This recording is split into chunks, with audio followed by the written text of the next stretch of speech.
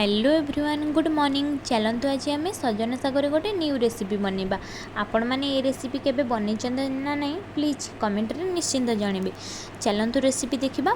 गोटे कड़े अल्प किछि पानी नहीं जा। पानी फुटी सारा पर आम से कखारु को जो काटिकी रखी ताको ऐड करवा। से स्वाद अनुसार लुण ऐड करवा। कखारु सिझी सारा पर आम से साग को ऐड करवा। साग एवं कखारु को भल भाव में मिक्स करना। 2 ରୁ 3 मिनिट भाजिला पर आमर साग सिझी जापर पानी सुखी जापर ताको आम काढ़ी ना आउ गोटे जगह को। आउ गोटे कड़े आम तेल ऐड करवा। से सोरिष ऐड करवा। तापर कंचा लंका ऐड करवा। आपन चाहिए सुखा लंका नहीं पारे। तापर रसुण को ऐड करवा। रसुण को ब्राउन कलर होला पर्यंत भाजी ना।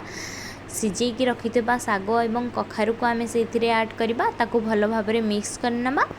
तापर प्रस्तुत हो आमर कखारु पड़ी साग भजा।